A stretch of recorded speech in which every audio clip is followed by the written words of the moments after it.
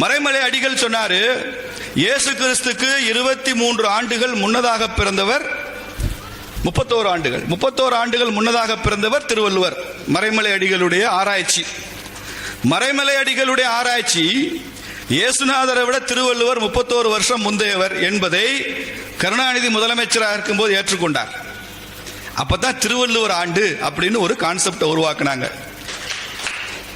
ஏன் இயேசு கிறிஸ்துவே திருவள்ளுவருக்கு அப்புறம் 31 வருஷம் கழிச்சு பிறந்தவர் என்பது உண்மையானால், செயின்ட் தாமஸை பார்த்து தான் திருக்குறள் எழுதினாரு திருவள்ளுவர் என்பது எவ்வளவு பெரிய கட்டுக்கதை. இதை ஸ்டாலின் ஆமான்னு கேட்டுட்டு இருக்கிறாரு. வெக்கமா இல்லையா? திமுக வெக்கமா இல்ல? திமுக காரன்னு சொல்லிக்கிறதுக்கு வெக்கமா இல்ல? எப்படி நீ வெக்கம் வரும் உனக்கு? உங்க முன்னோடி ஈவே ராமசாமி நாயுடு தான் சொன்னார்ல, திருக்குறள் தங்கத்தட்டில் வைக்கப்பட்ட மலம்னு சொன்னாரு. அவர் தந்தைன்னு கொண்டாடுறோம் தமிழ்நாட்டில். தமிழ்நாட்டு மக்களுக்கு வெக்கம் இல்லை. துக்ளக் ஷோ சொல்வார்ல, யாருக்கும் வெட்கம் இல்லை, அப்பன் தவறு பிள்ளைக்கு தெரிந்தால் அவனுக்கும் வெட்கம் இல்லை, அத்தனை பேரையும் படைத்தானே அந்த சிவனுக்கும் வெட்கம் இல்லை. அது மாதிரி யாருக்கும் வெட்கம் இல்லை. சிலப்பதிகாரத்தை, கம்பராமாயணத்தை, திருக்குறளை, நம்ம நாட்டினுடைய போற்றுதலுக்குரிய தமிழ் அறிஞர்கள் எல்லாம் எப்படிப்பட்ட வார்த்தைகள் அர்ச்சிச்சாங்க இவங்கெல்லாம். அதனுடைய விளைவைத்தான் நாம் அனுபவிச்சுட்டு இருக்கோம்.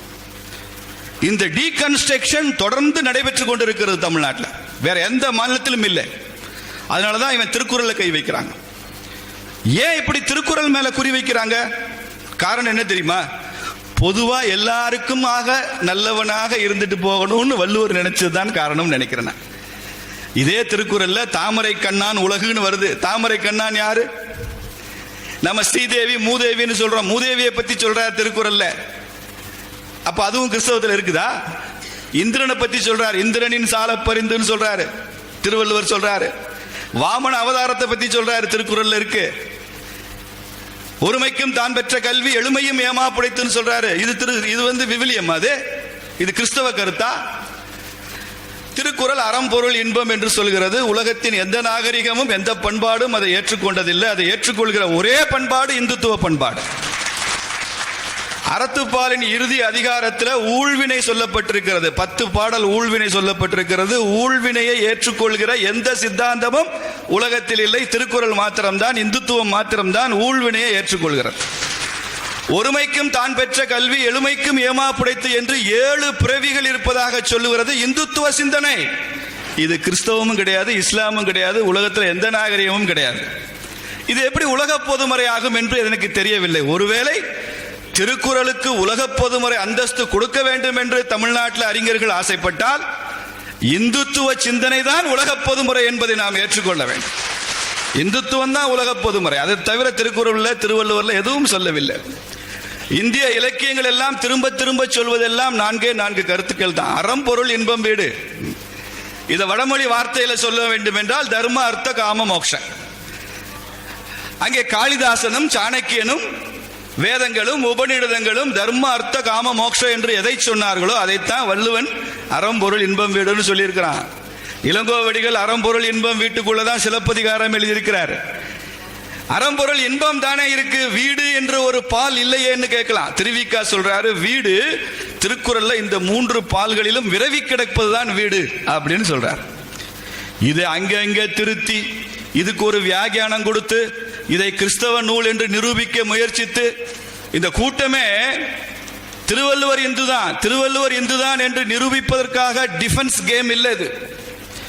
இது அஃபென்ஸ் கேம். திருவள்ளுவர் இந்து இல்லை என்றால் இந்த நாட்டில் யார் இந்து என்று கேட்கிற கேம் இது. யார் இந்து? திருவள்ளுவர் இந்து இல்லை என்று மறுத்து விட்டால் யார் இந்துவா இருக்க முடியும்? இப்படிதான் ஒரு காலத்தில் ராமகிருஷ்ண மடம் ராமகிருஷ்ண மிஷனே இந்து இல்லைன்னு சொல்லி ஒரு வாதம் வச்சாங்க. விவேகானந்தர் இந்து இல்லைன்னா யார் இந்து? அப்படி இந்த நாட்டில் ஒரு டி இந்துவைசேஷன் நடந்து கொண்டிருக்கிறது. இந்த வார்த்தை ரொம்ப முக்கியமான வார்த்தை, டி இந்துவைசேஷன். இந்துவை இந்துவாக இருக்க செய்யாத ஒரு சித்தாந்தம் ஒரு 200 ஆண்டுகளாக ஓடிக்கொண்டிருக்கிறது. அதுக்கு தமிழ்நாட்டில் அது அதிகமாக அதை வளர்த்தெடுக்கிற சிந்தனை தான் இந்த திராவிடர் கழகம், திராவிட முன்னேற்ற கழகம். இங்க இருக்கிற இடதுசாரிகள், பொது உடைமை பேசுறவன், சின்ன பிரிஞ்சு குரூப், இவங்க எல்லாம் அதை முன்னெடுத்து செல்கிற சக்திகள். இந்த அபாயத்தை நாம புரிந்து கொள்ளணும்.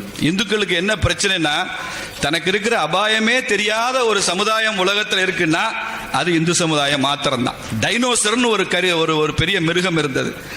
அந்த மிருகம் அழிஞ்சே போச்சு. என்ன காரணம்? ஏன் டைனோசர் அழிந்தது?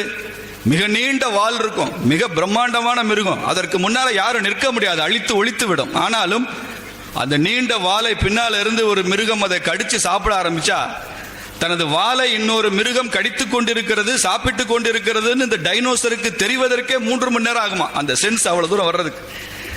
தெரியும் போது வால் காணாம போயிருக்கும்.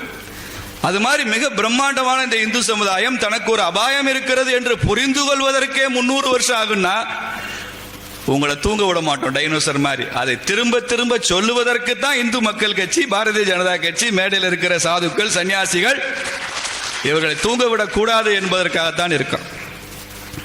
திருத்தி திருத்தி என்ன வேணாலும் சொல்லலாம்.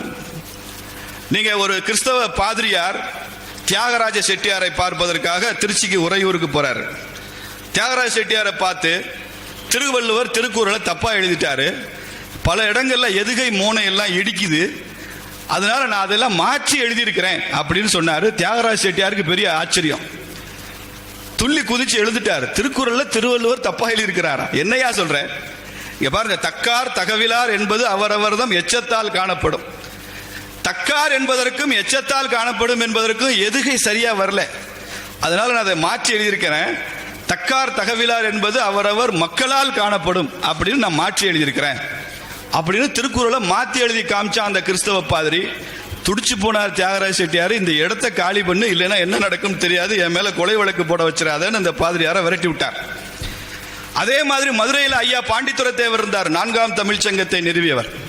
அவரிடம் ஒரு கிறிஸ்தவ பாதிரியார் அச்சடித்த புஸ்தகத்தை கொண்டு வந்தான், திருக்குறள் ஆயிரக்கணக்கில் புஸ்தகம் அச்சடிச்சு. அதுல பல திருத்தங்கள். அதுல சொல்றான், முதல் குறளே திருவள்ளுவர் தப்பா எழுதி விட்டாரு. பாண்டித்துரை தேவர்கிட்ட சொல்றான், என்ன தப்பா எழுதினாரு? அகர முதல எழுத்தெல்லாம் ஆதி பகவன் இல்ல, அகர முதல எழுத்தெல்லாம் ஆதி சிகரம் முதற்றே உலகு, அப்படித்தான் இருக்கணும். ஆதி பகவன் என்ற வார்த்தை வரக்கூடாது. நான் அதை ஆராய்ச்சியில் கண்டுபிடிச்சிருக்கிறேன், அதனால நான் அதை திருத்தி எழுதியிருக்கிறேன். பாண்டித்துரை தேவர் தியாகராஜ செட்டியார் மாதிரி கோவப்படலை.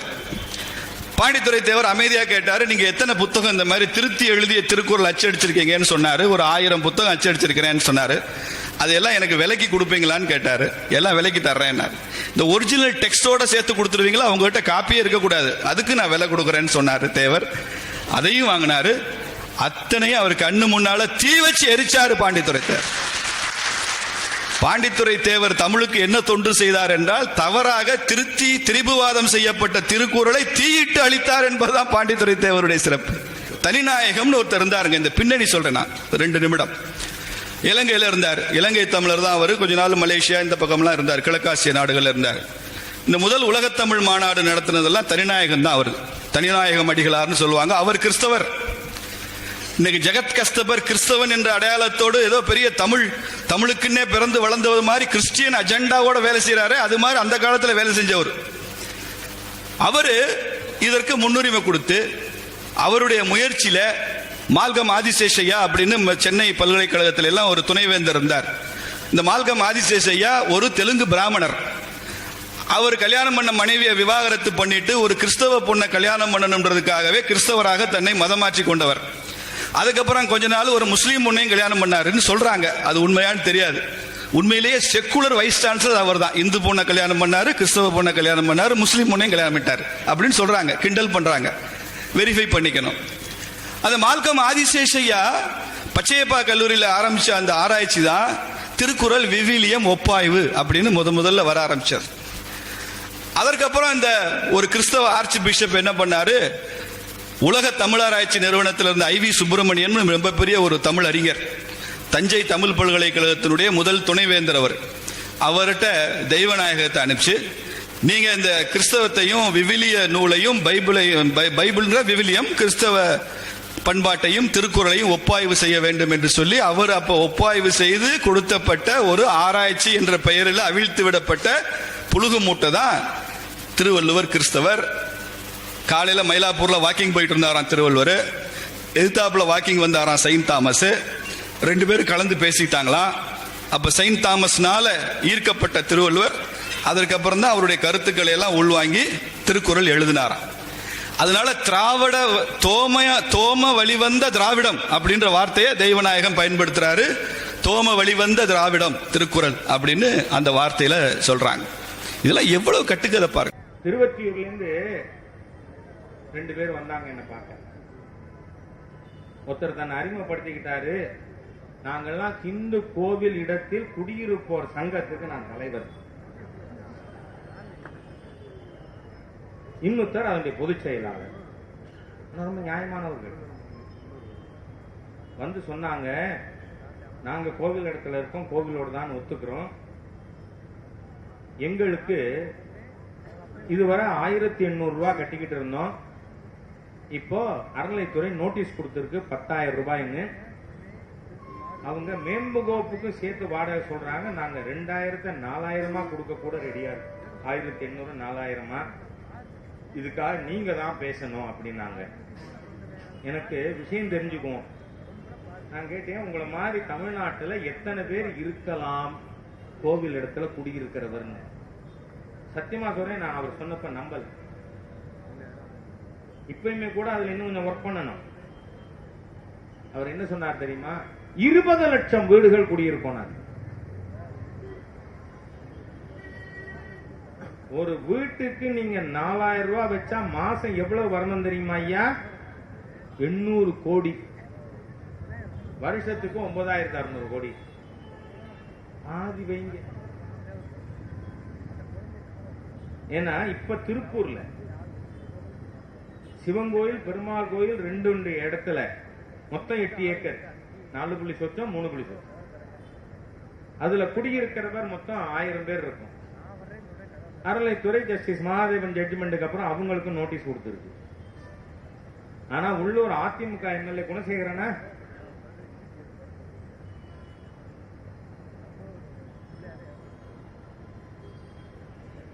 அவரு இடத்தை காலி பண்ண மாட்டோம்னு போறாரு. அங்க மட்டும் 1000 பேர் இருப்பாங்கன்னா அப்ப இந்த 20 லட்சம் பேர் இருக்கலாம் தானே. அப்போ இன்னைக்கு கோவிலுடைய சொத்துக்கள், நீ கோவில் நம்பர் சொல்ற அது இல்ல. நான் நெட்ல இந்து அறநிலைத்துறையினுடைய வெப்சைட்ல போய் பிரிண்ட் அவுட்டே எடுத்திருக்கேன். 34,000 கோவில் தான் லிஸ்ட் இருக்கு. 38,630 லிஸ்ட்ல இருந்து நீ 4,000 சொத்தம் கோயில தூக்கிட்ட. நாம எவ்வளவு இந்துக்கள் ஏமாளிகளா இருக்கோம் பார்க்கணும். நாம என்ன நினைக்கிறோம்? மீனாட்சி அம்மன் கோயிலுக்கு போனோம், தீபம் பார்த்தோம், பிரசாதம் வாங்கினோம், வீட்டுக்கு வந்தோம், நம்ம ஹிந்து ஆயிட்டோம் நினைக்கிறோம். அதுவும் என்ன, நம்ம அங்க போனாலும் என்ன பிரார்த்தனை? மகளுக்கு வரம் கிடைக்கணும், மகனுக்கு வேலை கிடைக்கணும். அந்த கோவிலை எப்படி நிர்வகிக்கிறோம்? சரியா தப்பா? நான் சொல்றேன், இந்து அறநிலையத்துறை சட்டம் HRNC ஆக்ட் 1959 படி நீ கோவில நடத்து. கோவிலுக்கு கும்பாபிஷேகம் பண்றது பக்தர்கள் கமிட்டி இல்லாம பண்ண முடியாது, சட்டம் இல்ல. இப்ப திருச்செந்தூர் நெல்லையப்பன் கோவிலுக்கு ஈவோ அறிவிக்கிறாரு இன்னைக்கு கும்பாபிஷேகம். How can you announce? அவருக்கு அது அதிகாரம் இருக்கா? சட்டம் என்ன சொல்லுது? The endowment can only interfere into the secular aspects of administration of temples. நீ மத விஷயங்கள்ல தலையிடக்கூடாது, ஆன்மீக விஷயங்கள்ல தலையிடக்கூடாது. அறநிலையத்துறை சட்டத்திலேயே இடமில்லை அரசாங்கத்துக்கு. ஆனா இன்னைக்கு ஒவ்வொரு கோவிலையும் ஈவோ வேட்ட ரவுடி மாதிரி பக்தரங்க இஷ்டத்துக்கு கோவிலுடைய சொத்துக்கள். நான் சீக்கிரமா முடிக்க விரும்புறேன். நீங்க கருணாநிதி பாடம் படிச்ச ஒருத்தர் ஈவோவா இருக்காரு, திருக்கச்சி நம்பி இருந்தார். சென்னையில பூந்தமல்லிங்கிற பேரே அந்த கோவிலுடைய திருக்கச்சி நம்பி அவர்கள் ராமானுஜருடைய குருநாதர். 6 பேர்ல அவர் ஒருத்தர். அங்க அவருக்கு ஒரு கோவில் இருக்கு. அங்க சுவாமிக்கு பேரு வரதராஜ பெருமாள், தாயாருக்கு பேரு புஷ்பவல்லி தாயார். புஷ்பவல்லி தான் பூவிருந்த வல்லியாகி பூனமல்லியா போச்சு. அந்த ஊரு பேரே அந்த கோவிலுடைய தாயாருடைய பேரு. அதுல ஒரு டாக்டர் ஒருத்தர், அவர் நீங்க இந்த அரசாங்கம் அறநிலைத்துறைங்கிறது அறமற்ற துறை, ஹிந்து அறம் அழிக்கும் துறையா இருக்கு. ஹிந்துக்களே நம்ம கையில மிகப்பெரிய பொறுப்பு இருக்கிறது நம்ம தோள்களிலே. நம்ம கோவில் சொத்தை எப்படி கொள்ளையடிக்கிறாங்கிறதுக்கு ஒரு உதாரணம் சொல்றேன். இதுவும் இப்ப நான் கமிஷனர் பார்த்து பெட்டிஷன் கம்ப்ளைண்ட் கொடுத்திருக்கேன். ஒருத்தர் கேட்கிறாரு, இந்த கோவிலுக்கு சிந்தாதிரிப்பேட்டையிலும் சவுகார்பேட்டையிலும் ஏதாவது சொத்துக்கள் இருக்கிறதா அப்படின்னு. உடனே அதுக்கு ஆர்டிஐக்கு அவர் உடனே பதில் அனுப்புறாரு. எங்கள் கோவில் ஆவணங்களின்படி சொத்துக்கள் இல்லை. உங்களுக்கு ஏதும் தகவல் இருந்தால் கோவிலுக்கு நீங்கள் சொல்லவும். அவர் தெரிஞ்சேதான் கொடுத்திருக்கிறார். ஏன்னா அந்த சிந்தாதிரிப்பேட்டை சவுகார்பேட்டையில இந்த திருக்கச்சி நம்பி கோவிலுக்கு 34 வீடுகள் இருக்கிறது. ஆனா அந்த வீட்டினுடைய வாடகை கோவிலுக்கு வருதா? கோவில்ல ஒரிஜினலா இருக்கிறது 2 பேங்க் அக்கவுண்ட். அங்க ஈஓவா இருந்தால் 1996 என்ன பண்றான், வேற ஒரு அட்ரஸ் போட்டு 3வது அக்கவுண்ட் ஓபன் பண்றான். இன்னி வரை அந்த வாடகை நேர செக்கா தான் போகுது, அந்த அக்கவுண்டுக்கு போகுது. இதுவரை 10 கோடி ரூபாய் அதுல இருந்து. இதுவரை நண்பர்களே, நம்முடைய இந்துக்கள் கோவிலில் இருந்து இந்த 50 ஆண்டுகள்ல இந்த திராவிட கழகங்கள் அடிச்சிருக்கிற கொள்ள 8 லட்சத்திலிருந்து 10 லட்சம் கோடி ரூபாய் இருக்கும். இந்த நிலக்கரி சுரங்க ஊழல், 2G ஊழல்லாம் ஒண்ணுமில்லை. இதுக்கு முன்னாடி நம்ம கோவில் பணத்தை இவங்க அடிச்சிருக்கிற கொள்ள நண்பர்களே. அப்படின்னா அரசே ஆலயத்தை விட்டு வெளியேறுன்னு கேட்க நமக்கு உரிமை இருக்கா இல்லையா?